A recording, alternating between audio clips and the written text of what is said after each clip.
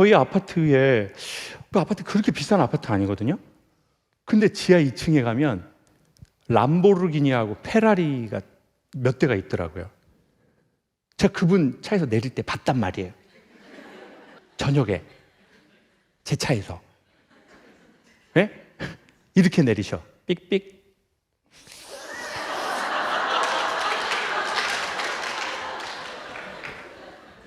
사람 없는데. 호가시. 여러분, 우리가 버스에서 내리면서 버스 탈 때 버스 교통카드 손잡이, 이 뭔 상 또라이예요? 아니 누가 버스를 그렇게 타냐고요. 지하철 타면서 지하철 문 열리면 와우 지하철 환승 피스. 아니 누가 이렇게 하냐고요. 지하철에서 내리면서 그냥 이렇게 내리고 지하철을 타면서 이렇게 가는 거지. 진짜 공부를 잘하고 내가 뭐 하버드를 가고 스탠포드를 가고 뭐 캠브리지를 다닌다고 해서 그거 그냥 지하철처럼 왔다 갔다 하는 사람이 있다고요. 네. 뭐 공부 어디서 하셨어요? 저 그냥 저 미국에서 그냥 동부에서 그냥 했었어요. 그냥 네. 뭐 그렇게 했었어요. 회사 어디 다니세요? 저 회사 멸치 잡는 데 다녀요. 멸치 메를린치. 어떤 컨설팅 회사 대표님이 저보고 그러는 거예요. 본인이 컬럼비아를 나왔는데 자기는 군대를 갔다 왔어요. 아버지가 둘 중에 하나 아들을 군대 가라고 그래가지고 한국 군대를 온 거예요. 자기는 너무너무 힘들었대요. 왜냐면은 이제 그때 한국 군대 막 때리고 이럴 때 이렇게 좌로 굴러 그랬는데 한국말을 완전히 모르니까 좌로 굴으라고 그러니까 좌로 굴르라는 게 어떻게 하는 거지? 그러다가 이제 뒤로 취침 했더니 뒤로 취침? 그래가지고 그러니까 단어는 아는데 이게 뭔 뜻인지를 모르니까 뒤에서 이렇게 취침을 하는 거예요. 미쳤어? 앞으로 취침. 앞으로. 미쳤구만 이 새끼가. 자기는 너무 힘들었대요. 그리고 이제 제대로 한 거예요. 그리고 한국의 언어를 다 아는 거예요. 그리고는 이제 친구들이 다 맥킨지나 메릴린치나 뭐 이런 데 들어간 거겠죠. 경영 큰 컨설팅 회사에 자기들끼리 밥을 먹을 때 그런데요. 이 친구들은 이제 당연히 이제 외국에 오래 살았고 학교 나왔으니까 뭐 아주머니 스프라이트 주세요. 스프라이트 이런데요. 사이다라고 해 이 새끼야. 사이다. 아줌마 사이다 주세요. 사이다. 그러니까 이제 사람들이 너무 좋아하는 거예요. 왜? 스프라이트 이거 못해서 안 하는 게 아니야. 언어라는 게 여러분 본토 발음이라는 게 본토 발음을 해서 소통이 오히려 더 안 되는 경우가 있거든요. 그 사람은 이제 언어라는 게 아니라 소통을 알아버린 거예요. 이게 엄청 중요한 말이에요. 엄마들이 항상 애들한테 그러고 남편한테 나는 틀린 말을 안 해. 성격 자체가. 내가 틀린 말 하는 거 봤어? 성격 자체가 한 번 아니면 아닌 여자야. 평생을 그렇게 살아왔어. 나는 성격 자체가. 자, 이건 맞는 말이고 맞는 말이 있고 소통 능력은 서로 다르대요. 오히려 맞는 말을 했는데 소통이 더 안 될 수가 훨씬 많대요. 오히려 이렇게 눈 감아주고 눈 감아줬는데 소통이 더 잘 될 수 있어요. 그러니까 이 사람은 그 언어를 알게 된 거죠. 오리지널 그 영어 발음을 했다고 소통이 되는 게 아니고 멋져 보이는 게 아니구나. 근데 그러려면 어떻게 해야 돼요? 거기서 자유로워진 거예요. 그러니까 사이다라고 하는 거예요. 그러니까 사람들이 호감을 느끼게 되는 거예요. 그리고는 기왕 할 컨설팅 그쪽에 하는 거예요. 그리고 이제 기관장들 만나서 회장님 저희가 뭐 프레젠테이션 준비했습니다. 이렇게 하지도 않아요. 자료는 다 있지만 형님 기왕 할 거 저희한테 하십시오 형님. 어차피 하실 거 형님. 근데 이 사람도 하버드 나오고 이 사람도 스탠포드 나오고 이 사람도 컬럼비아 나왔어요. 다 깻잎 한 장 차이야. 네. 실력이 동일하다면 인간적인 매력이 있는 사람하고 일하고 싶죠. 그리고 자기의 지식에서 자유로운 자, 자기의 포지션에서 자유로운 자, 자기 얼굴 이쁜 거에서 자유로운 사람이 있다고요. 그런 사람이 있죠. 여성분들 알 거 아니에요. 여자가 이쁘신데 지가 이쁜 걸 지가 아는 사람이 있어. 그쵸? 지금 경험 없으니까 대답도 안 하시네. 안타깝다 정말. 근데 여자가 좋아하는 여자가 있죠. 그런 사람은 어떤 사람이냐면 이쁜데 이쁜 척을 안 해. 그리고 되게 털털해. 그쵸? 그리고 진실해. 맞죠? 예쁜 척 안 하고 앞뒤가 똑같고 그냥 앞뒤 똑같아. 밥 먹고 나서 맛있지? 니네 이거 어디 올리지 마. 그러면은 이거 사람들 더 많이 오면 우리 줄 더 서야 돼. 한 대씩 피고 가자 야. 앞뒤가 똑같은 언니, 진실한 언니, 뒤에서 방구 끼지 않고 그냥 앞에서 똑같이 하는 언니, 이쁜 척 안 하시고. 저는 그걸 굳이 고상하게 좋게 표현하면 자유로운 사람이라고 말하고 싶어요. 자기의 이쁜 거에서 자유롭고, 자기의 돈에서 자유롭고, 자기의 커리어에서 자유롭고, 자기의 사회적 위치에서 자유롭고. 그러면 어떻게 되나 봤더니 약간 어린아이 같이 되더라고요. 그리고 그게 진짜 멋진 것 같아요. 되게 좋은 소유, 되게 좋은 포지션, 그게 지식이든 돈이든 권력이든 그거에서부터 자유로워지는 거죠. 내가 뭐 운동을 너무 잘하는 거든 힘이 세고 싸움을 잘하고 거기에서 자유로워지는 거. 내가 내 가진 돈에서, 내가 내 가진 지식에서, 실력에서 자유로워질 때 인간은 진짜 빛이 나거든요.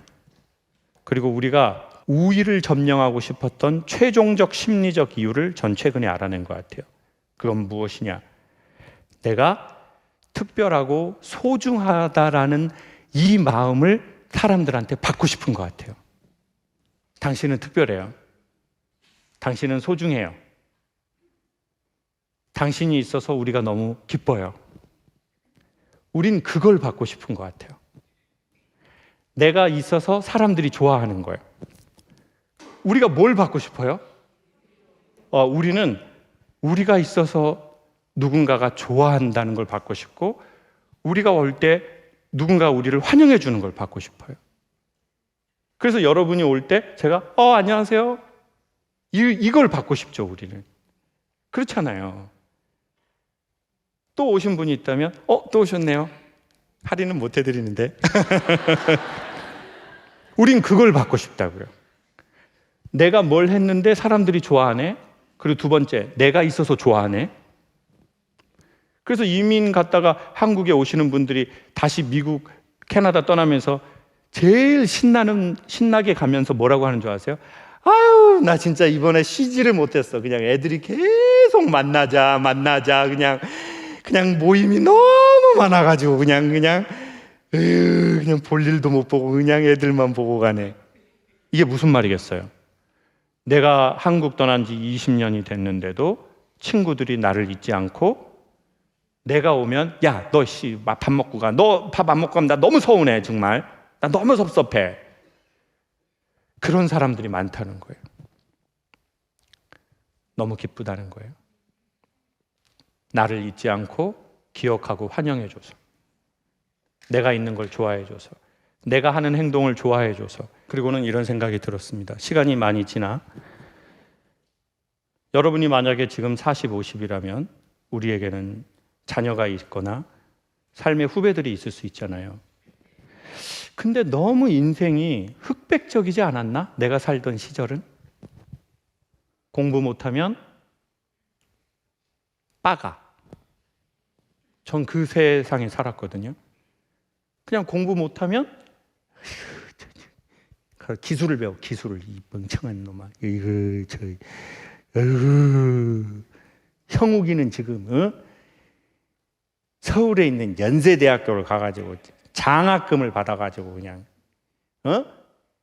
그 엄마가 그냥 장학금을 타러 카로텔에 가가지고 우리 자식 새끼들은 멍청해갖고 아주 그냥 가서 형욱이 똥구멍이나 빨아먹고, 이 멍청한 새끼들. 그러면 이제 막 엄마 무슨 말을 그런 식으로 해. 그래야 되는데 형욱인 좋겠다. 자존감 무. 그냥 자존감이 무예요, 무. 그냥 자기에 대한 자존도 없고. 아, 난 그렇게 살았구나.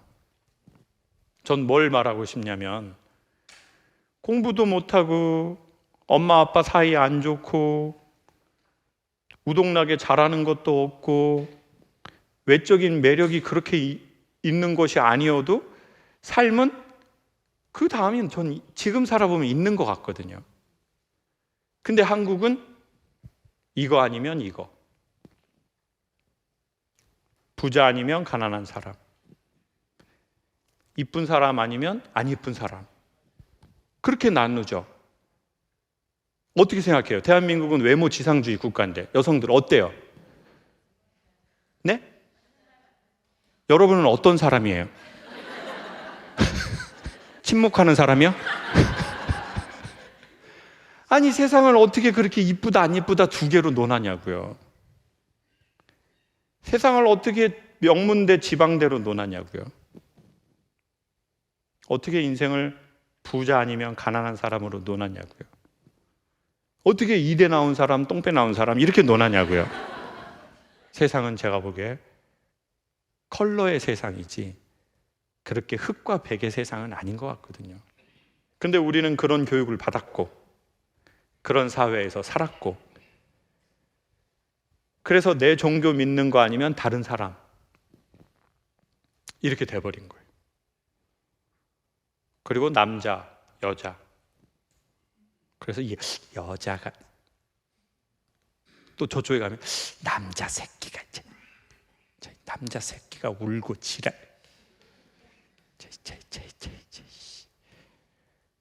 그러니까 남자면 하지 말아야 될 게 너무 많고 여자면 하지 말아야 될 게 너무 많고 어른이면 하지 말아야 될 흑백이 있고 종교로도 사람을 반반 나누고 공부로 나누고 돈으로 나누고, 아, 결국은 그거를 나도 나에게 그렇게 하고 살았구나. 그리고 시간이 30년 넘게 지나 보니 인생은 그거 아니어도 또 다른 게 있구나. 여러분, 뭐 여기 오신 분은 그럴 일 없겠지만 애들 공부 못한다고 슬퍼하거나 걱정하거나 애들을 나무라면 안 돼요. 유전이래요.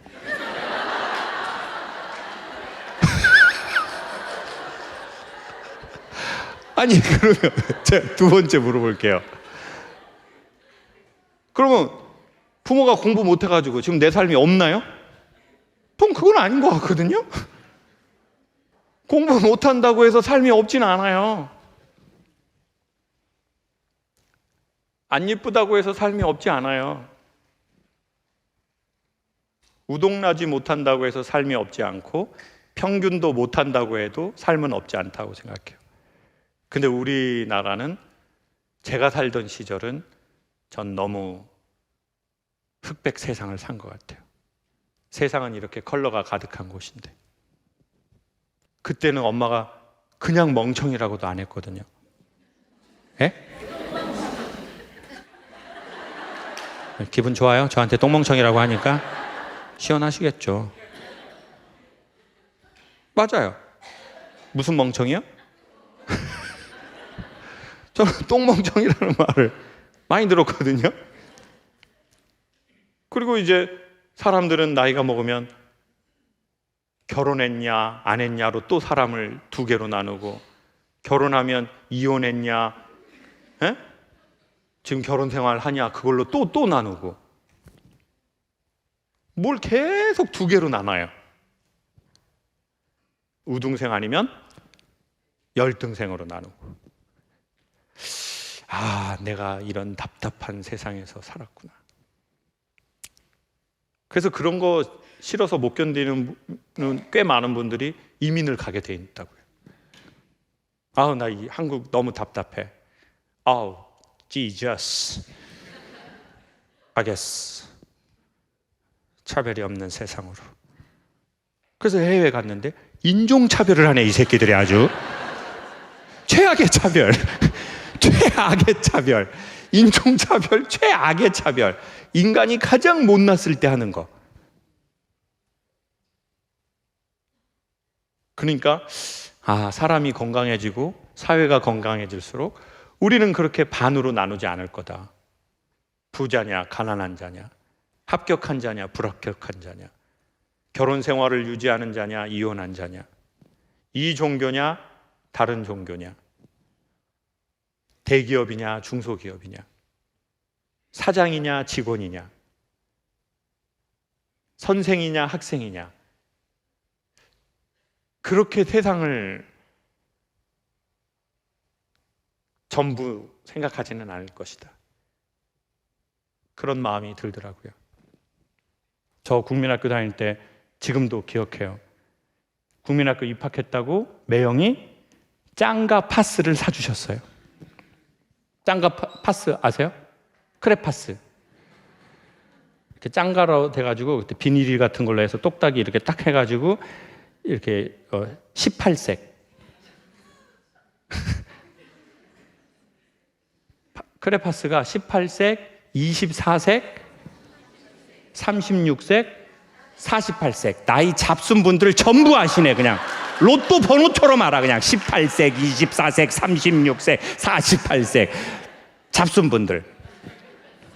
저 누나들하고 요 이렇게 저기 종이에다가 인형 마네킹 그려져 있고 드레스 이렇게 되어 있는데 여기 이렇게 하얗게 돼가지고 이거 과일로 이렇게 잘라가지고 마네킹에 붙여가지고 이렇게 하고 왕관은 옆으로 이렇게 하고 한 번 썼던 건 저 책 안에다가 껴넣어가지고 또 쓰고. 그때 그 생각을 했어요. 세상이 18색 컬러에 있잖아요. 그럼 이 안에서밖에 못 만들어요. 근데 누구는 24색 컬러를 갖고 세상을 그려요. 누구는 36색이야. 누구는 48색이에요. 누구는 120색, 180색이에요.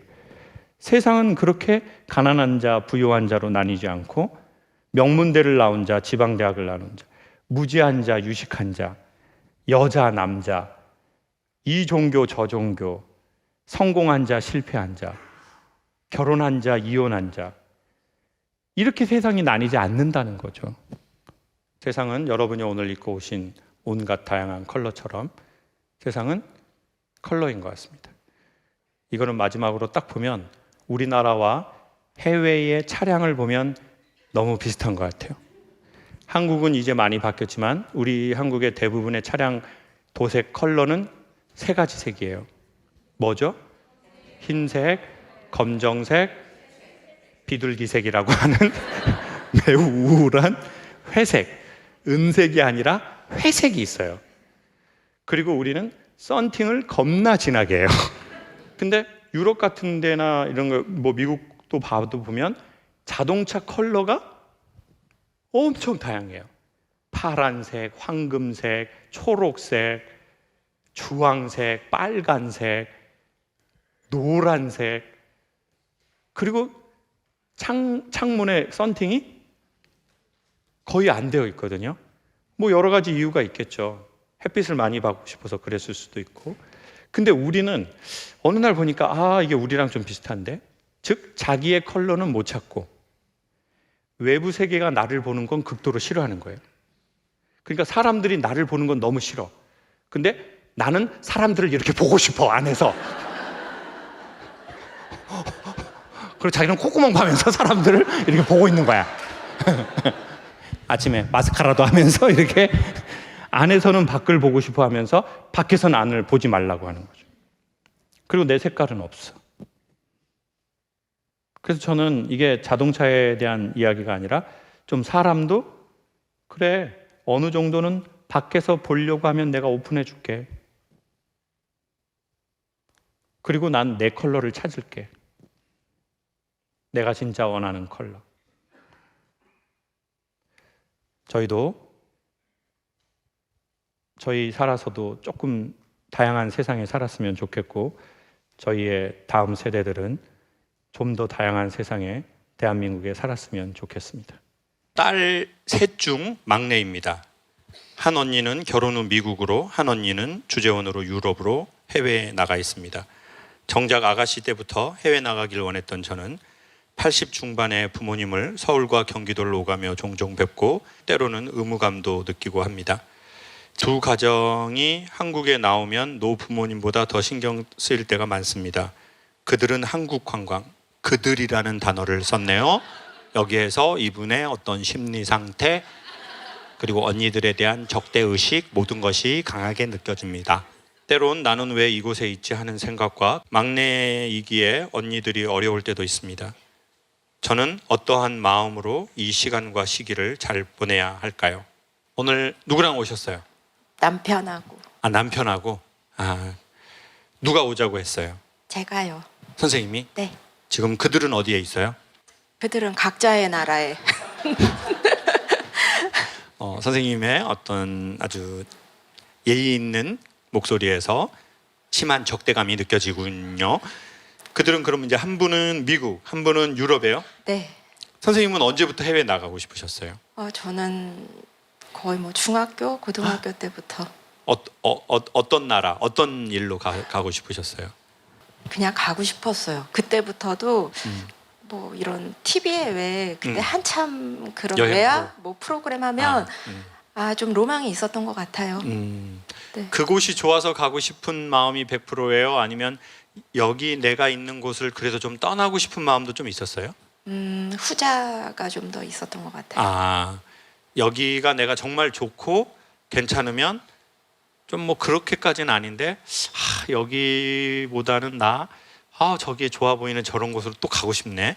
그런 마음이 좀 많으셨던 거네요. 네, 전자도 어렸을 땐 전자였지만 좀 자라면서는 저도 이제 20대가 되고 그러면서부터는 좀 넓은 세상도 보고 싶고 기회가 있었는데 이모가 미국에 사셔서 근데 이제 딸이기도 하고 돈도 들고 그러니 못 갔죠.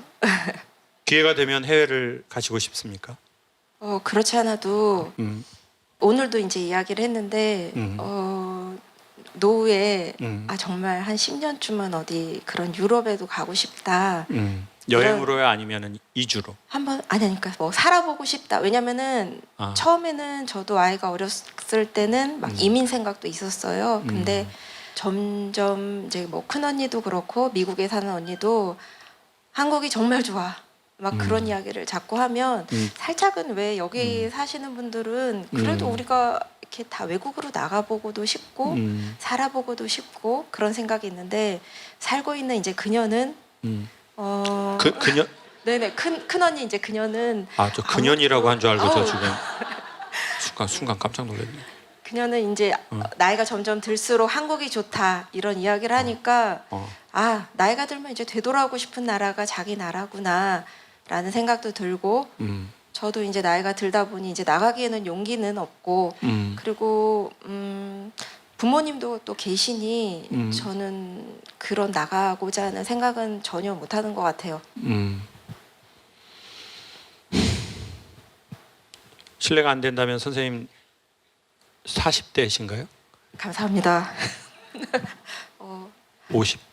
선생님보다 한 살 어립니다.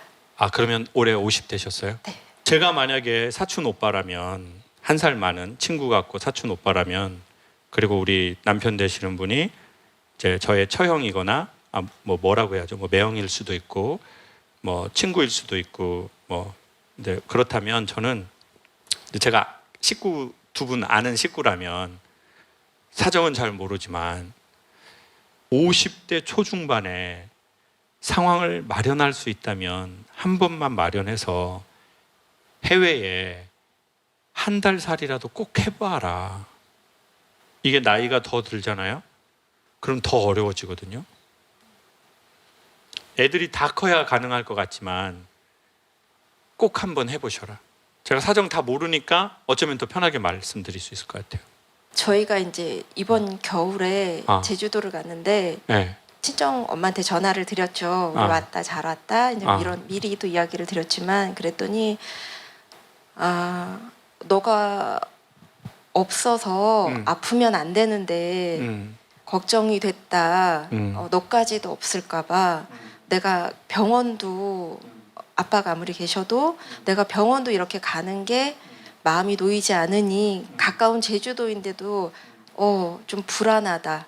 이런 이제 이렇게 있는 것 같아요. 두 분한테도. 그래서 그 얘기를 듣는데 좀 약간 이런 느낌이 좀 오더라고요. 엄마, 난 뒤질 것 같아, 엄마. 내가 엄마보다 먼저 뒤지면 좋겠어, 엄마? 진짜 자기만 생각해. 그래서 제가 아까 말씀드렸잖아요. 친척 가족이라면 엄마 아빠 생각하지 말고 가라. 근데 지금 잘못하면 부모님 돌아가시고 엄청 원망 생길 수 있습니다. 맞아요. 자꾸 언니들한테도 그러니까 자꾸 착한 가면을 쓰는 것 같아요. 그래서 뭐 언니들도 야 너가 있어서 너무 든든해, 좋아, 너무 고맙다 이럴 때가 있지만 그게 어떨 때는 제가 마음이 여유가 있을 때는 그렇지 그래 그래야지라는 생각이 드는데 어떨 때는 생각하면 욕이 나와요? 그렇죠. 어쩔 때는 이제 욕가 어떤 욕? 그러면 순서가 보통 어떻게 되냐면 언니한테 짜증나다가 엄마한테 짜증나다가 최종적으로 누구한테 짜증날까요? 자기한테 짜증이 난다고요. 그리고 그 짜증나는 사람을 옆에서 지켜보는 남편분 마음도 또 힘들어지고.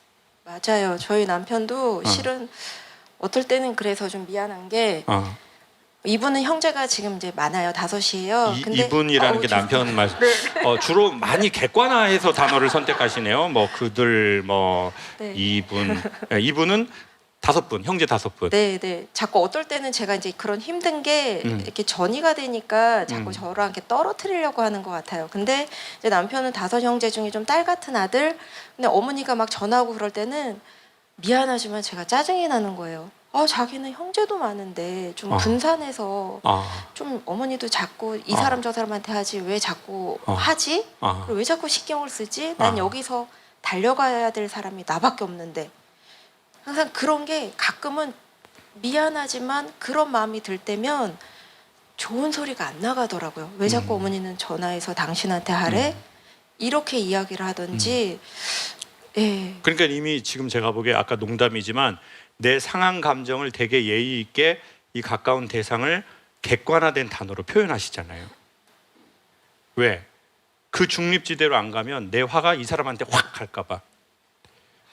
그걸 선생님은 다 알고 있는 거거든요. 그러니까 예의 있게 객관화된 제3자들을 지칭하는 단어를 우리가 쓰는 거거든요.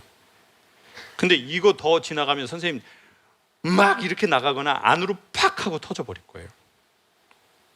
지금 어디까지 감당하실 수 있으세요? 본인 게이지를 좀 알고 있으세요? 나는 폭발하는 게 100이라면 지금 어디까지 오셨어요? 몇십 프로까지 오셨어요? 80. 이제 지금 이제 거기서 왔다 갔다. 남편분한테도 그 에너지가 가나요? 그럼요. 가죠. 그러면 97 정도라고 생각해야 됩니다. 지금 내 스스로 80이라고 생각하면 상대방이 느끼는 건 그보다 훨씬 많거든요. 우리 남편분 한번 마이크 잡아주시고 이런 사정을 다 알고 계셨습니까? 어떠십니까? 어느 정도는 좀 분위기상 느끼고 있습니다. 분위기 지금 목소리가 두려움에 많이 지금 위축된 착하신 분 목소리잖아요. 진짜 너무 성품이 착하신데 어떤 심한 두려움, 어떤 좀 많이 나쁜 표정도 두렵습니다. 지금 제가 여기서 제 눈이 안 좋아서 잘 못 봤는데 지금 너무 마음이 아프네요. 지금 진짜. 저희 이제 와이프가 이렇게 감정상 어려운 부분을 상당히 오래 저도 인지를 했었거든요. 이거 해결은 일단 나가야 됩니다. 이거 말로 해서는 안 됩니다. 말로 해서는 안 되고 일단 나가셔야 좋을 것 같아요. 아까 제주도 가신다고 하셨어요? 몇 번 왔다 갔다 했습니다. 제주도 몇 번 왔다 갔다 하셨어요? 그 아내분 제주도 갔다 오실 때는 그때는 좀 어떠셨어요? 뭐 어느 정도 풀어지고 좋아진 것 같습니다. 그러다가 오면 다시 그런 상황이 발생을 하면은 굉장히 이게 기분이 좀 업이 되더라. 이제 기분보다도 이런 나쁜 기운이 조금 많이. 나쁜 기운이.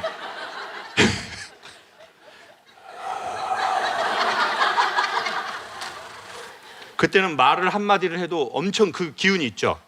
그때는 그냥 경험상 네. 그냥 들어주고 아, 좀 시간이 필요한 듯해서 아. 제가 잠깐 피하기도 하고 합니다. 어디 해외로요?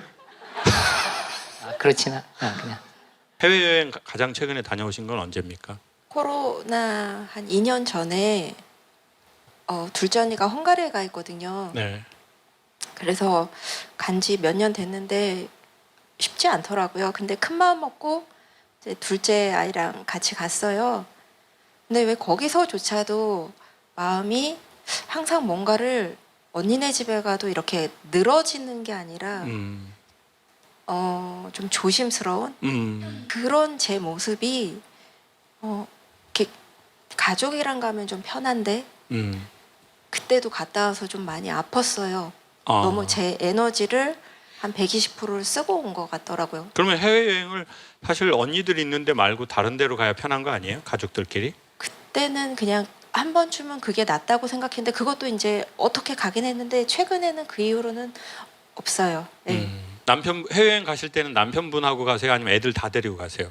보통은 다 같이 갔죠. 그동안은 과거에. 네. 애들이 몇 명이십니까? 둘이요. 그러면 다 같이 가면은 전혀 그런 신경 안 쓰고 편안하고 좋으세요? 아이들을 신경은 쓰지만 제일 편한 건 남편이랑 가는 게 제일 편한 것 같아요. 남편은 좀 불편해하는 것 같은데. 남편분 얼굴이 혼자 갈까요? 네? 혼자 갈까요? 남편분 얼굴을 봐서는 혼자 가야 정답인 것 같은 느낌이 좀 조심스럽게 조금 들기도 하거든요. 제가 보기에 우리 아내분도 되게 좀 선하고 남 배려하는 분인 것 같지만 남편분은 더 배려하시는 분이신 것 같은데 본인이 마음을 이렇게 감내하면서라도 주변이나 상황을 이렇게 살려주려고 하시는 것 같은데 맞나요? 맞아요. 맞아요? 네. 예, 맞습니다. 근데 이제 두 분은 이제 좀 시간만 내시면 여행을 하실 수는 있는 상황인가요? 예, 여건이 된다면은. 사실 이게 제 이야기로 늘 말씀드리지만 이야기를 해서 좋아질 수 있는 한계가 있거든요. 그러면 진짜 우리가 남편분 되게 편안해 하신다고 하니까 너무 그건 감사한 일이잖아요. 근데 사실 또 남편도 살려줘야 되거든요. 지금 그러면은 사실 좀 이제 아내분 혼자 가야 되거든요. 지금 아내분 혼자 여행 가는 건 좀 힘드세요? 어떠세요? 그래 본 적은 딱히 없는데 큰 아이가 이번에 이제 대학생이 됐어요. 그래서 이 아이가 계속 이제 나가고 싶어 하는데 실은 그쵸 첫 이제 20살이 됐으니 뭘 하고 싶은데 실은 왜 친구랑 안 가고 둘 중에 하나랑 이제 가고 싶어 하는데 엄마나 아빠. 네네네. 근데 저희 둘째 아이는 이제 또 한참 고등학생이기 때문에 뜰 수가 없는 상황인데 아빠랑 가라. 난 둘째는 엄마랑 갔으니 근데 회사 일 때문에 또 이제 그렇다 하고 아버님은 그러시고. 조율이 좀 안 되고 있는 상황이긴 그럼 엄마랑 했어요. 가시면 좋겠네요. 아이랑 대학 들어간 아이랑 엄마랑. 왜냐하면 사실 남편분도 좀 생각을 좀 해줘야 됩니다. 지금 너무 본인만 그렇게 생각하지 말고 지금 제가 진짜 남편분 저희 형님이면 제가 눈물이 날 것 같아요. 제가 진짜 형 이렇게 안 돼. 진짜 형수 때문에 형이 진짜 이렇게 안 돼. 형이 착하니까 진짜 지금 저만 느끼는 거 아니잖아요. 여러분 다 느끼고 있잖아요. 지금 우리 형 착하다는 거 지금. 우리 형님은 몇 년생이세요? 70년입니다. 그러면 저 3살 형님이신데, 예?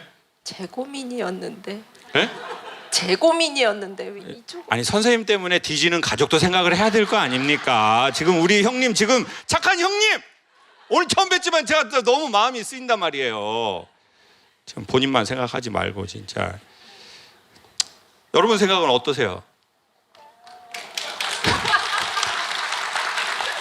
근데 어쩌면 우리는 이런지 몰라요. 내가 너무 힘들면 내 주변 잘 안 보일 수도 있고, 내가 너무 힘들면 저 사람이 다 받아주고 참아주면 저 사람 안 보일 수 있거든요. 근데 언니들도 그렇게 했고 부모님도 그렇게 해서 우리 여성분께서 힘들었고, 그럼 우리 여성분도 나도 너무 힘드니까 의도치 않게 그게 남편에게 가거나 아이들에게 갈 수도 있고, 근데 이분들도 또 나처럼 너무 착하니까 말 안 하고 다 받아주다가 이게 점점 쌓이고, 그러면 안으로 터질지 밖으로 터질지. 그러니 우리 어머니의 삶도 여성분의 삶도 충분히 이해하고, 또 그 모든 걸 뒤에서 다 보면서 이렇게 또 이때까지 시간을 보내오신 우리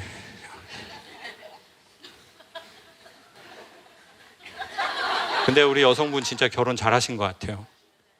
처음 뵙고 제가 다 모르지만 남자가 남자 봤을 때 저런 남자분 흔치 않거든요. 정말. 저 때문에 많이 바뀌었어요. 어떻게 해요? 어떻게 바뀌었어? 어떻게 바뀐 거예요? 어떻게 바뀐 거예요? 아까 말씀하셨듯이 저희 형제가 아, 형님들도 있고 다 남자분들이라 누님 한 분 계시고 계세요. 아, 그 여성이 쓰는 언어 아, 그런 부분을 상당히 모르니까. 몰랐습니다. 아, 그러다 보니까는 아, 그게 젊은 시절에 굉장히 많이 힘들었죠. 아. 그러다 이제 많이 바뀌었습니다. 웬만한 배우들은 흉내를 낼 수가 없어요. 저분의 과거에 어떻게 살았는지가 우리는 저 연기로 다 보여. 그냥 너무 그리고 마음이 아파. 정말 진짜 이런 게 연기다. 뭐 대사치고 뭐 감정 표현하려고 하는 거 그런 거 삼류 연기.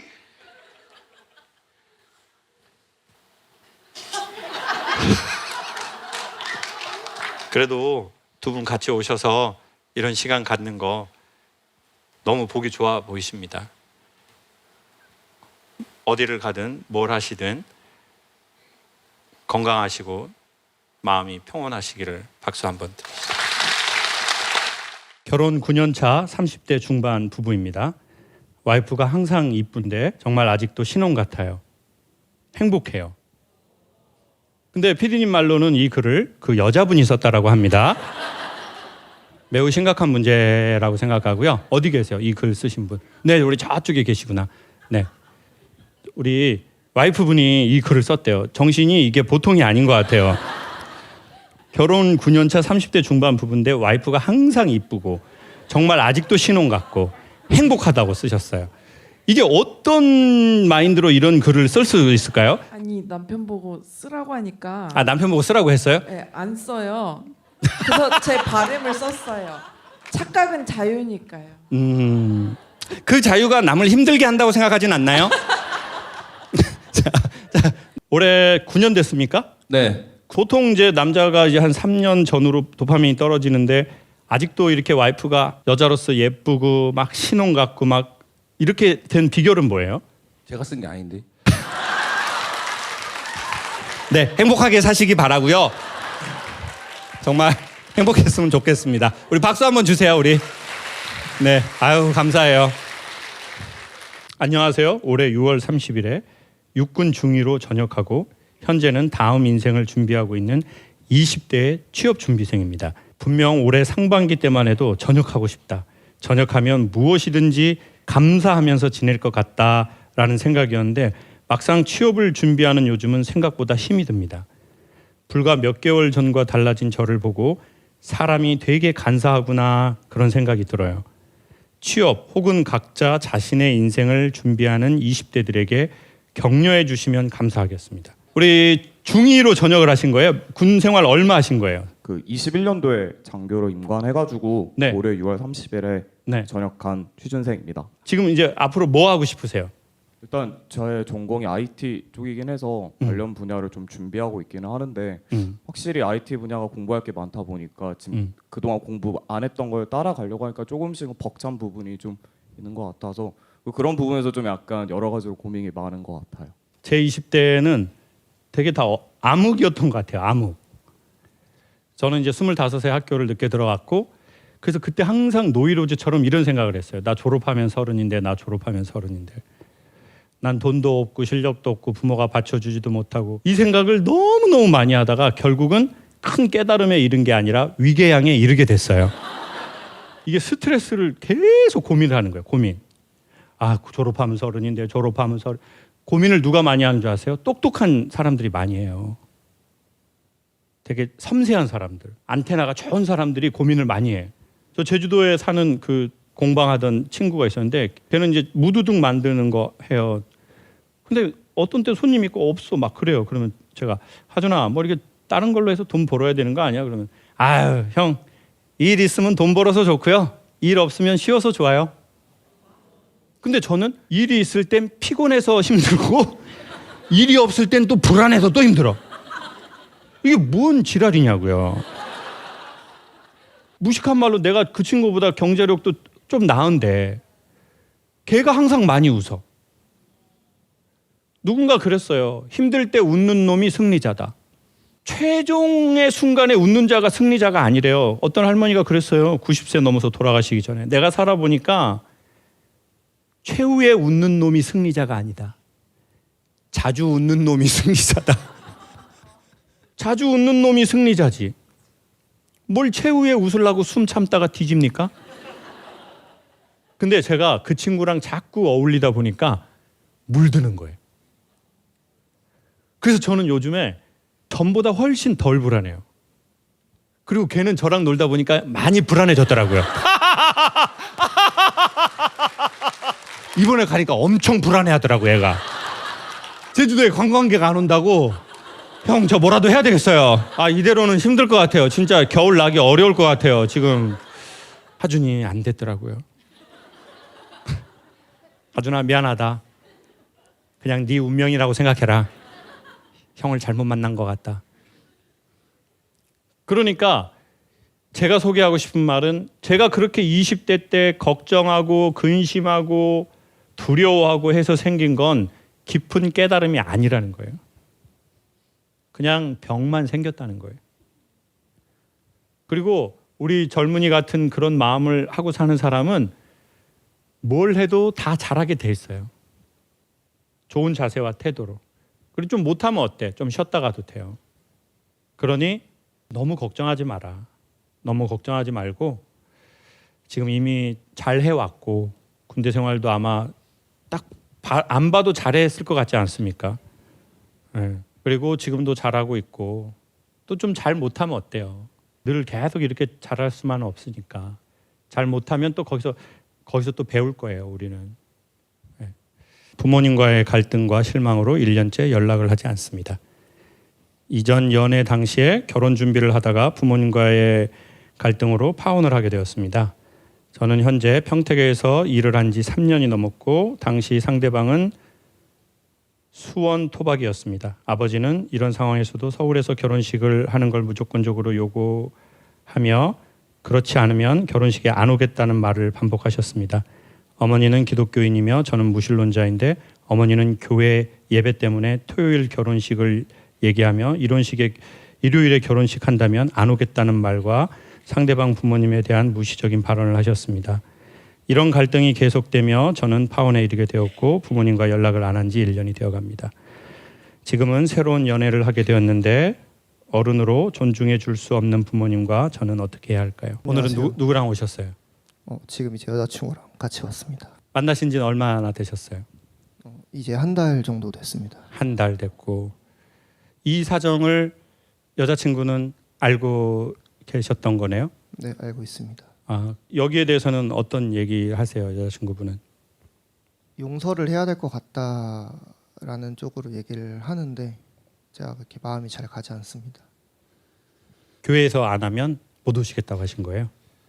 일요일 날 이렇게 예배 말고도 이제 또 따로 뭘 하시는 것 같더라고요. 저 이제 그런 것 때문에 일요일 날 무조건 해야 되는데 저는 사실 그러니까 그런 거는 매주 있는 행사고 일이고 아들의 거니까. 결혼식은 제가 뭐 평생 한 번이 아닐 수도 있겠지만 여러 번 한 사람 네. 여기 좀 있어서 지금 아닐 수도 있겠지만 네. 그래도 굉장히 중요한 행사인데 그렇죠. 그거를 이제 저울질을 했을 때 제가 이제 밀린 거 밀린 같으니까. 게 이해가 가지 않더라고요. 근데 이건 제 개인적인 그 의견입니다.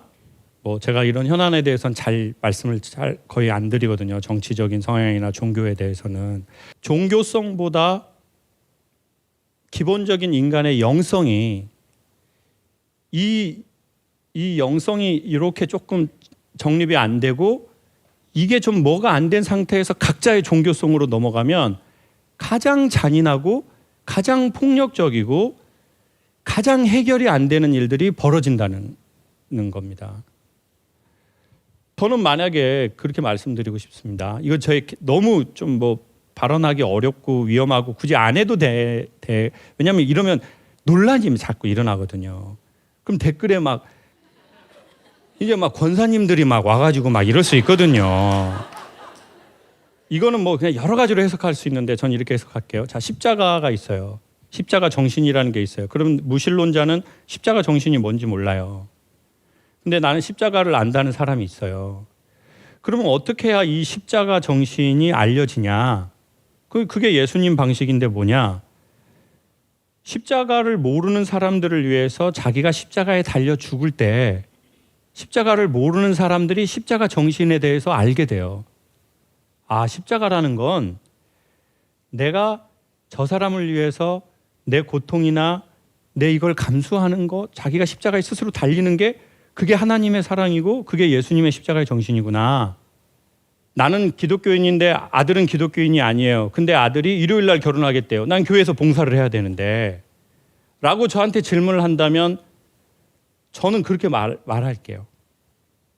하나님의 사랑을 전하시고 싶다면 가서 축하해 주세요. 그러면 아들이 알 거예요. 엄마가 일요일 날 교회에서 예배하고 봉사하는 걸 너무너무 중요하게 생각하는 사람인데 하나님과 예수님을 모르는 나를 위해서 엄마가 이걸 포기했다는 걸. 그때 하나님의 사랑을 느끼는 거지. 내가 믿는 신앙이 있으니까 너 그때 하면 난 네 결혼식 안 갈 거야. 이렇게 하면 어떻게 아들이 하나님의 사랑을 느낍니까? 어머니가 아버님이 하나님에 대한 사랑을 그렇게 갖고 있는 거 너무 일단 리스펙트하고 그렇지만 이걸 우리가 방법론적으로 우리가 지혜롭게 접근하십시다. 필요 이상의 상처를 안 받았으면 좋겠고 조금은 거리를 두는 것도 나쁘지 않다고 생각합니다.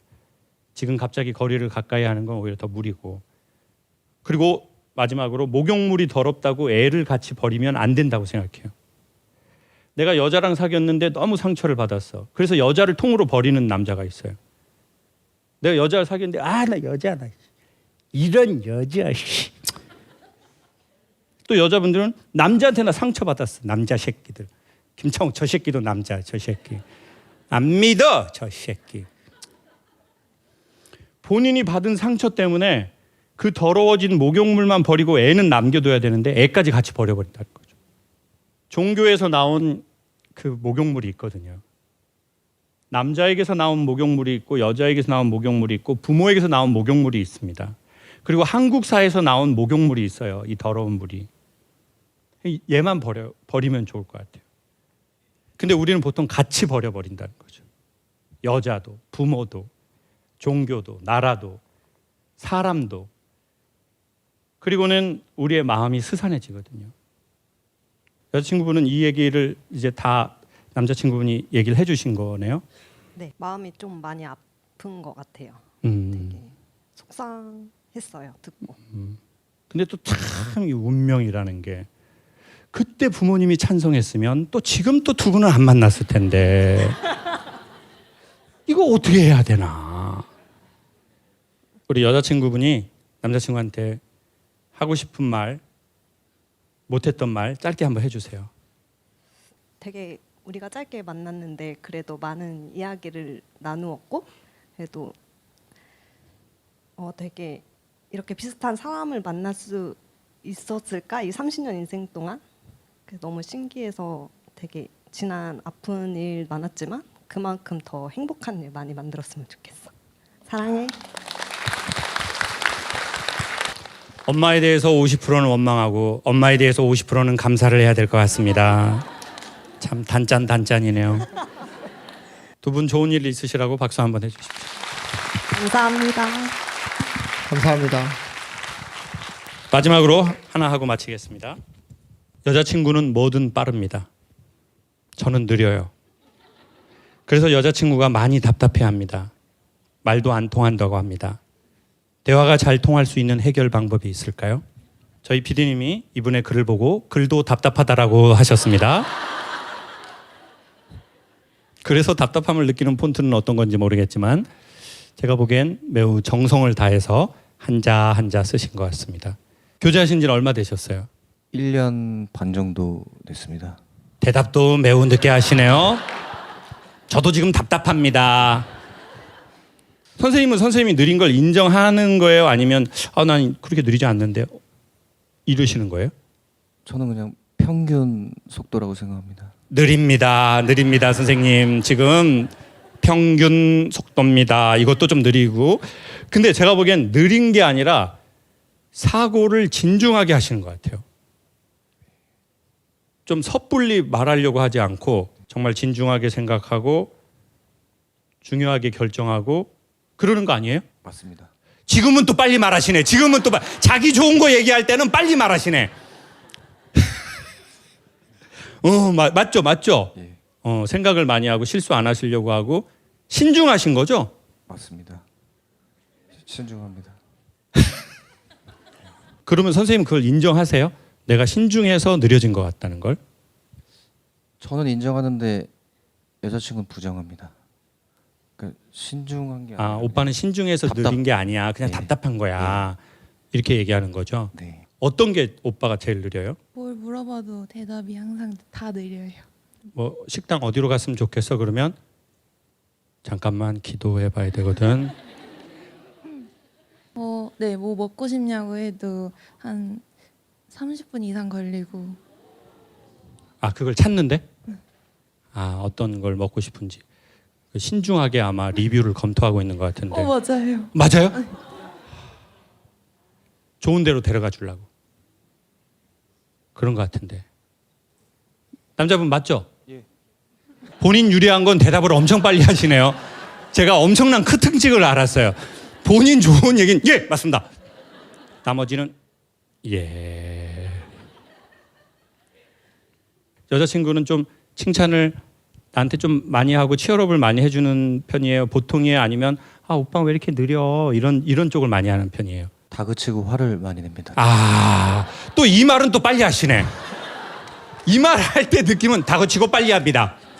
내가 왜 이런 현상이 있는지에 대해서 제가 지금 남자친구분 처음 만났지만 현상을 말하는 게 아니라 원인에 대해서 살짝 의견을 제시했잖아요. 그거 느린 게 아니라 신중하게 생각하시는 거 아니에요? 라고 할 때 남자친구분이 그게 맞으니까 대답을 빨리 하잖아요. 맞아요. 저 생각하는 거예요. 되게 좋은 식당으로. 좀 좋은 데 같이 가고 싶어서. 아무 데나 가고 싶지 않으니까. 아무 데나 가면 또 끝나고 또 여자친구가 엄청 빠른 말로 저를 조지거든요. 그럼 저는 또 생각을 하게 되죠. 내가 뭘 잘못했을까? 그럼 오빠는 왜 이렇게 빨리 말을 안 하냐고 또 해요. 그럼 너무 답답하거든요. 혼내니까 더 사람이 기죽게 되고. 그럼 난 생각하고 있는데 왜 또 대답을 안 하냐고 또 뭐라고 다그치고. 남자친구분 이 말이 마음이 좀 맞아요? 어느 정도? 맞습니다. 그러니까 남자친구분이 좀 템포가 바뀌길 원한다면 제가 보기엔 조금 치열업을 해주면 어떨까 싶어요. 이렇게 오빠 이렇게 하니까 나 너무 기분 좋다. 땡큐.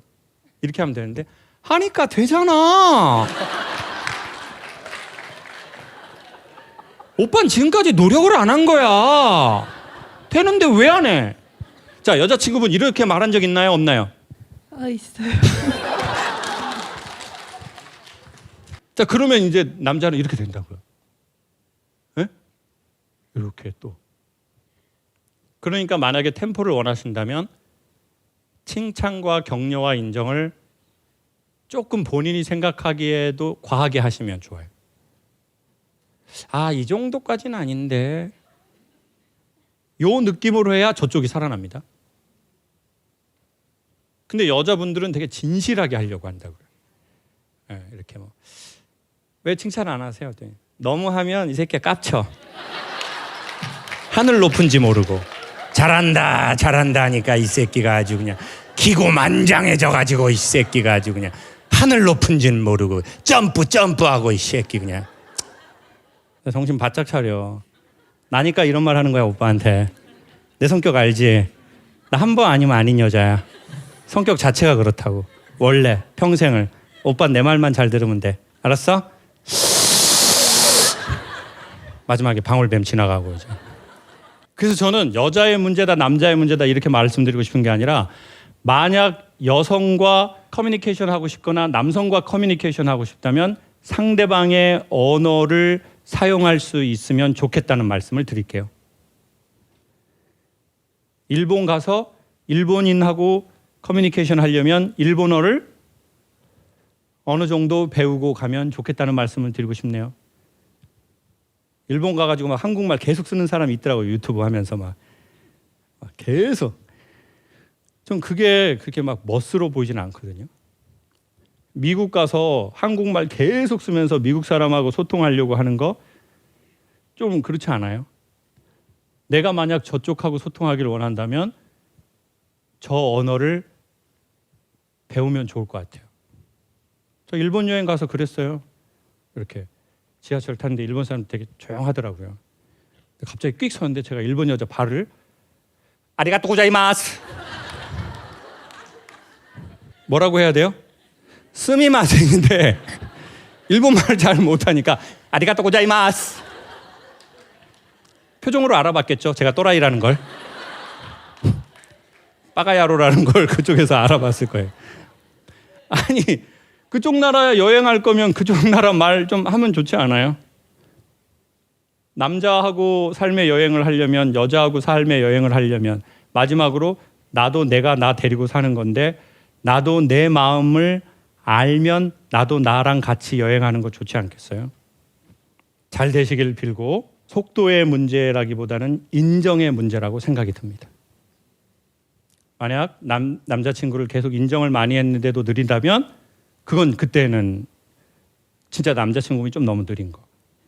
근데 아까 제가 몇 번 칭찬을 드려본 결과 절대 느린 절대 느린 분이 아니다.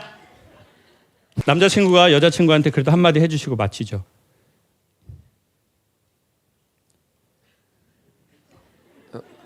또 지금 또 느리게 하네요. 네, 지금 생각하느라고 그렇습니다.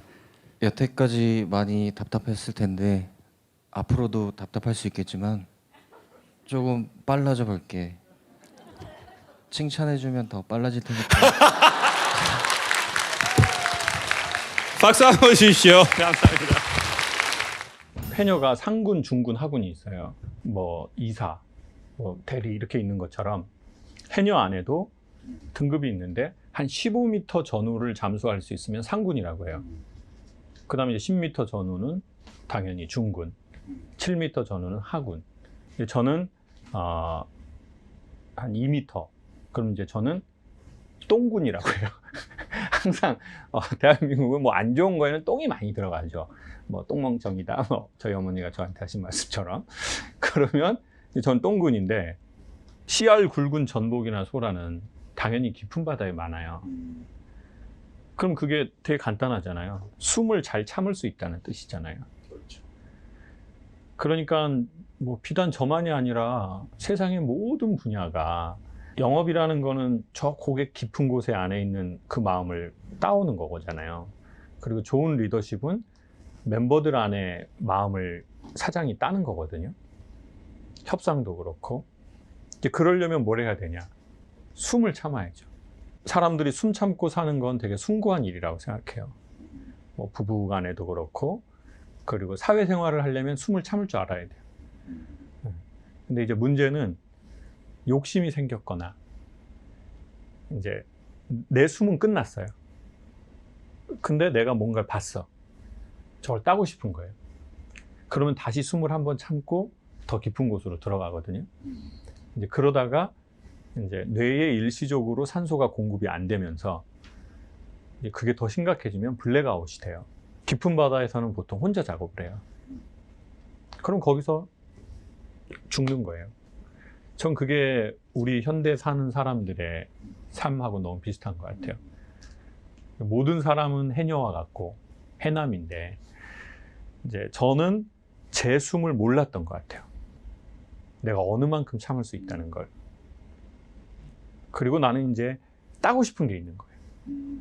그게 내 사명감도 있었고 또 하나는 내가 돈 받고 강연하는 사람이니 거기에 대한 책임감 그리고 자존심이 저는 좀 세거든요. 그러니까 내 일에 대한 자존심이 있는 거예요. 그러니까 내 일에 대해서 누군가가 이렇다 저렇다 하는 말을 듣고 싶지 않은 거야. 그러니까 남한테도 듣고 싶지 않은데 더 듣고 싶지 않은 건 나한테 듣고 싶지 않은 거예요. 그래서 내 안에 항상 좋은 말로 하면 감시자, 뭐 관찰자가 있는 거예요. 이제 그러다 보니까 그런 사람들이 각 분야에서 성과를 내요. 근데 그래서 숨을 못 쉬게 돼요. 그래서 저는 숨을 제대로 안 쉬어지는 게 그게 공황장애거든요. 사람들이 공황장애에 딱 걸려보잖아요. 숨이 안 쉬어져요. 그럼 막 죽을 것 같아. 우주에 나와 있는 것 같아. 근데 희한하게 또 죽진 않아요. 죽을 것 같아. 근데 그게 어쩌면 죽음보다 더 위험해요. 왜냐하면 죽을 것 같은 현상이 예측하지 못한 상황에서 계속 찾아오니까. 이제 그렇게 됐던 것 같아요. 5년 전까지 그러지 않았나 싶어요. 대표님하고 같이 일하고 싶지 않은 직원들이 있단 말이에요.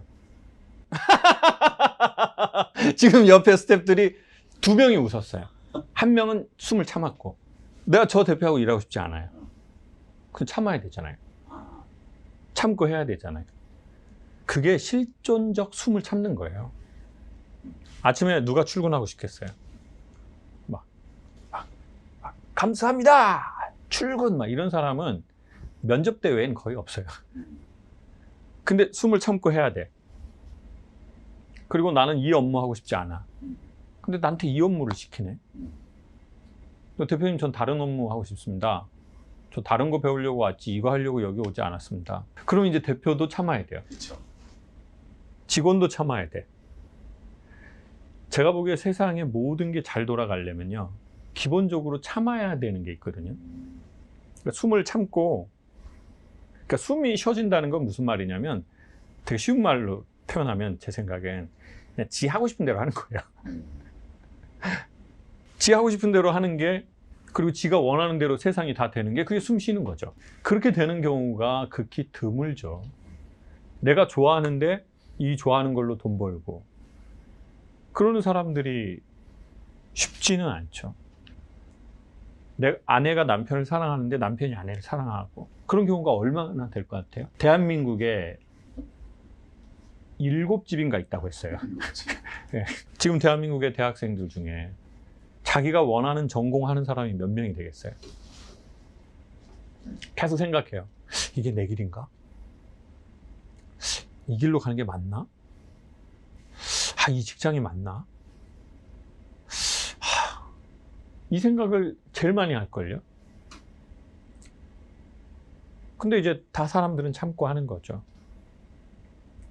근데 참아야 될 때가 있죠. 운동하면서 막 너무 하고 싶어서 하는 경우가 몇 개 있겠어요? 없죠. 저 오늘 좀 얼굴 샤방하죠? 네. 여기 밑에 파라곤 목욕탕에서 7,000원 내고 하고 왔단 말이에요.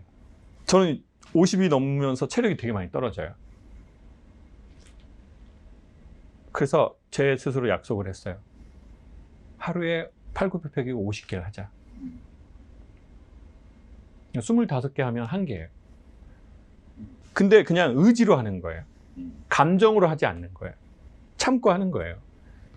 그러니까 점점 늘어나서 50개 해요. 컨디션 좋아져요. 이게 세상에는 참아야 이루어지는 게 있거든요. 근데 문제는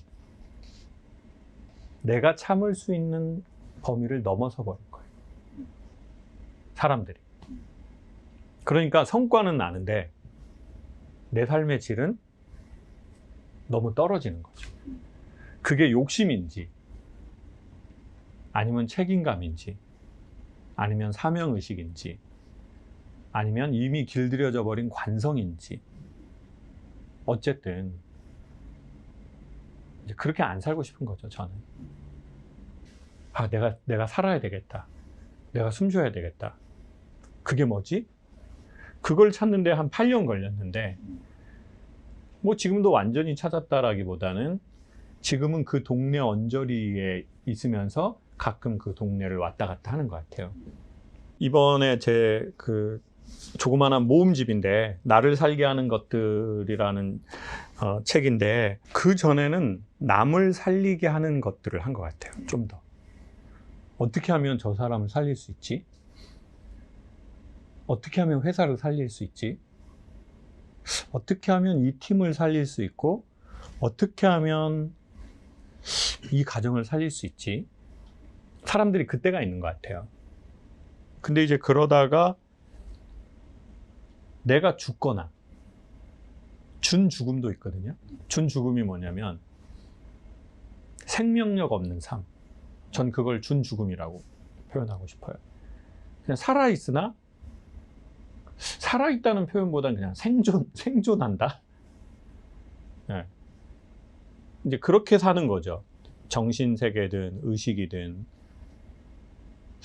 근데 이제 저는 저를 살리게 하는 것들을 사실 8년 전부터 찾아 떠난 것 같아요. 그때는 이 단어로 설명된 건 아니에요. 그거는 그때는 그냥 감각, 본능. 근데 그게 뭐다 이렇게 설명하진 않을게요. 뭐 이거다 이렇게 말하는 게 아니라 그냥 그 원리를 조금 소개할게요. 그냥 제 경우에 그게 뭐냐면 시간의 문제라고 생각해요. 시간? 네, 시간하고 연관이 있어요. 시간이 절대적이지 않거든요. 시간이 되게 상대적이에요. 어떤 날은 시간이 되게 빨리 간 것 같고 어떤 날은 시간이 안 간 것 같아요. 여러분들도 제작진이니까 현장에서 보면 어떤 촬영은 너무 빨리 지나버린 것 같아. 근데 어떤 촬영은 너무 긴 것 같아. 이럴 수 있잖아요. 시간이 빨리 가게 하는 일이 그게 자기의 숨이라고 전 정의 내릴게요. 그러니까 그 일을 할 때는 시간이 너무 빨리 가. 그 사람을 만나면 시간이 빨리 가. 그 장소에 가면 시간이 빨리 가. 그게 되게 각자 고유한 코드가 있어요. 대표들은 항상 이러잖아요. 내 대표실은 항상 열려 있다. 항상 들어와서 의견을 얘기해라. 어떤 놈도 대표실에 가지 않습니다.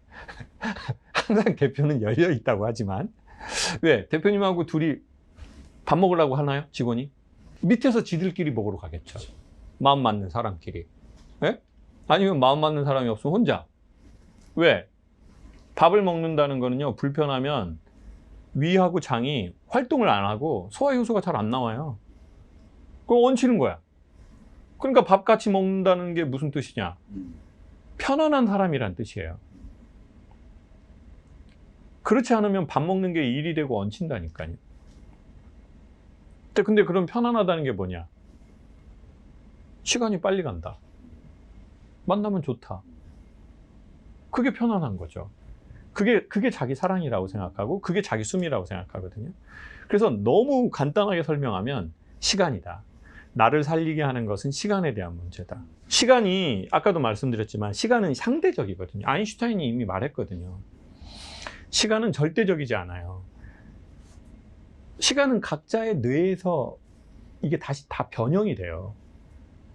그래서 어떤 상황에 의해서 변형이 되기도 하고, 그러니까 시간이 갑자기 돌 김용욱 선생님이 나오실라. 이 시간이 빨리 가! 시간이 비슷해. 상대적으로 나를 살리게 한다. 그러니까 시간이 빨리 가는 장소냐. 근데 그게 없는 경우가 있어요. 그러니까 해녀들이 숨을 쉬러 올라오잖아요. 올라와서 계속 있지 않아요. 숨 쉬고 다시 숨 참고 내려가야 따죠. 이게 물질인데. 근데 숨을 잘 쉬잖아요. 그러면 숨이 나중에는 참는 것만 아니에요. 유형이 돼요. 그러니까 무슨 말이냐? 계속 고통스럽게 바닷속에서 참고 있는 게 아니라는 거예요. 내가 숨을 잘 쉬었기 때문에 저 밑에 내려가면, 제가 이번에 제주도에서 소라를 따봤거든요. 한 번에 3개까지 따봤어요. 그 기쁨이 말도 못해요. 소라는 먹는 맛보다 뭐가 좋으냐면요, 발견하는 맛, 따는 맛이에요. 근데 그 따는 맛은 어마어마하죠. 발견한 맛. 네. 그러니까 숨을 잘 참았을 때 생기는 인생의 유익함이 있어요. 엄청난 유익함이. 나중엔 자기가 그게 기능이 돼요. 왜냐하면 숨을 잘 참으면 바닷가에서 이제 유형이 되고 그 바닷속에 내려가잖아요. 물고기들이 막 이렇게 다니잖아요. 걔네랑 같이 유형할 때 그 즐거움은 뭐 진짜 형용할 수가 없어요. 너무 좋아요. 근데 숨을 쉴 줄을 모르고 숨만 참으면 그 바다에서 죽을 수도 있는 거죠. 그 삶의 바다에서. 그렇죠. 참기만 하면. 그러니까 참는 게 나쁜 게 아니라는 거죠. 참는 걸 내 역량으로 만들 수 있다는 거죠. 그러려면 숨을 쉬러 올라가야죠. 그러니까 내 숨을 알아야죠. 내가 시간이 빨리 가게 하는 사람, 그런 친구가 있는지. 그리고 그 친구는 정기적으로 만나야 돼요. 그게 신이든 사람이든 운동이든.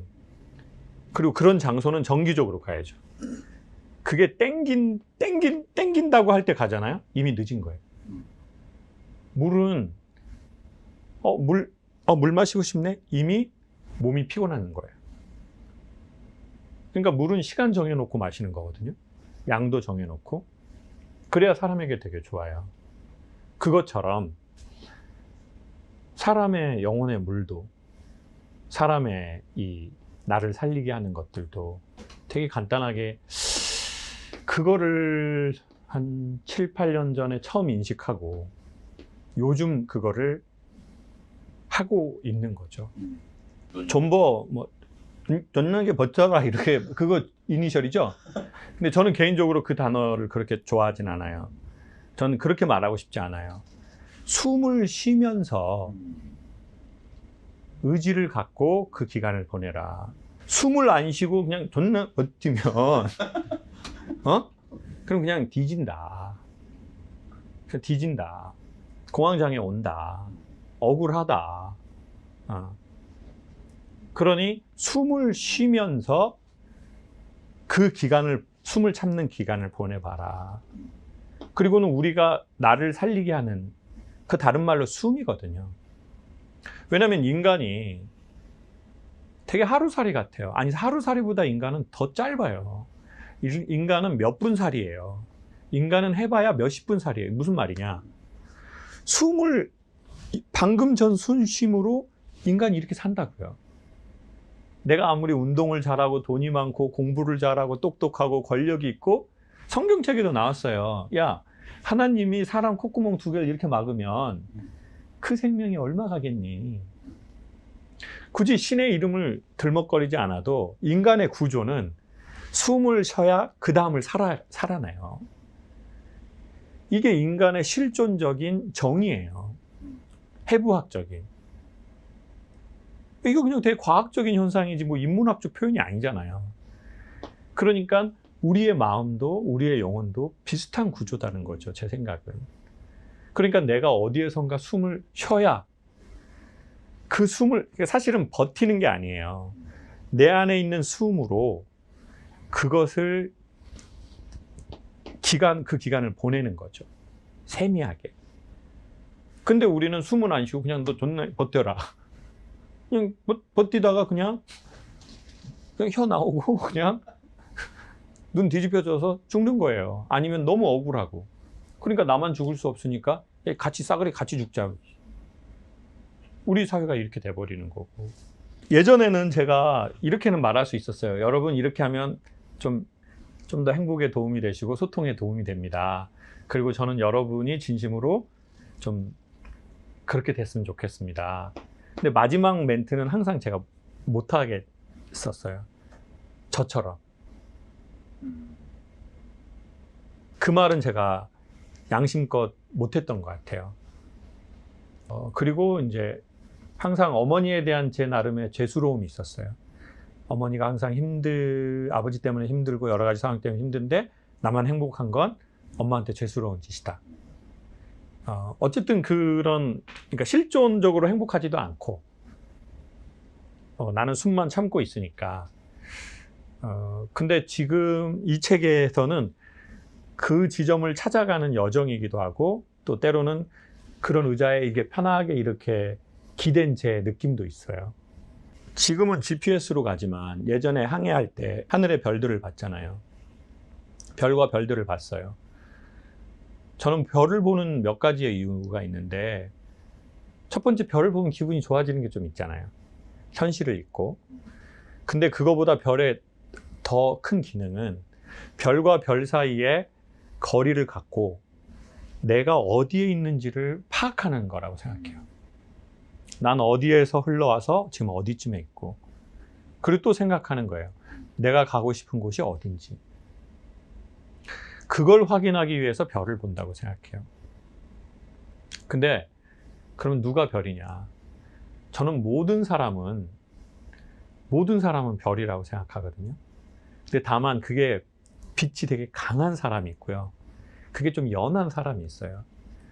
그래서 제가 말하는 하늘에 빛나는 별이라는 건 유명한 스타들을 말하는 게 아니라 직장 내에서도 대표를 보면서 저 대표님은 저렇게 살아왔네?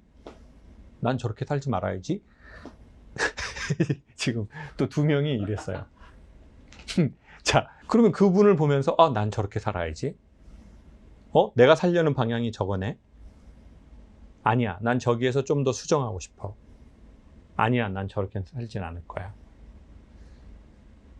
그러니까 모든 사람은 전 별이라고 생각해요. 그래서 저 책도 수많은 빛나는 빛 중에 하나겠죠. 그러니까 빛난다는 게 이게 스타다. 이게 아니에요. 계속해서 말씀드리지만 저는 정답의 문제가 아니라고 생각해요. 그 위치로 우리가 가고자 하는 해답의 길을 보는 거라고 생각해요. 안 그러면 우리는 보통 어떤 특정한 책이나 특정한 인물을 자꾸 추앙한단 말이에요. 그거는 처음에는 되게 좋은 일이지만 나중에는 국가적으로 봐선 손해예요. 인류적으로 봐선 손해예요. 처음엔 도움이 돼요. 그렇지만 중장기적으로 가려면 내가 되게 중요하죠. 이건 좀 시간이 걸리는 문제예요. 그래도 저는 그 방향으로 조금씩 가면 좋다고 생각해요. 난 어디를 원하지? 난 어디에 있지? 그러니까 이 책은 그냥 쉬운이 된 50이 된 김창옥의 그냥 그 시점과 관점과 그냥 김창옥의 50쯤의 GPS예요. 그래서 이게 정답이다. 이렇게 살아라가 아니죠. 네. 저 사람은 그렇게 살아서 저 시점에 저런 고민을 하고 저런 액션을 하고 저런 시도를 하는구나. 그거는 거울 효과예요. 그 거울을 보고 자기를 보는 거죠. 누가 거울을 보고 거울을 봅니까? 그럼 어떻게 돼요? 눈이 사시가 되잖아요. 거울은 거울을 보려고 보는 게 아니다. 거울은 자기를 보려고 보는 것이다. 다만 그 거울이 클리어하냐, 왜곡이 없냐, 그게 이제 거울들이 해야 할 역할이라고 생각해요. 많은 분들이 제 인스타나 유튜브에 이렇게 말해요. 선생님이 편안했으면 좋겠어요. 선생님이 행복했으면 좋겠어요. 강사님이 행복해 보여서 너무 좋아요. 근데 저는 50이 될 때까지 내가 행복하고 기분 좋은 느낌을 뭔가 여러 가지 이유로 낯설어 한 것 같아요. 그러니까 내가 살게 되는 그 지점을 되게 낯설어 하게 된 것 같아요. 또 저 같은 분이 혹시 계시다면 저의 이 자그마한 시도나 좌충우돌의 이 여정이 그분에게 따뜻한 미러 효과가 됐으면 하는 바람이 있습니다. 나를 살게 하는 것들, 그런 분들에게 추천드리겠습니다.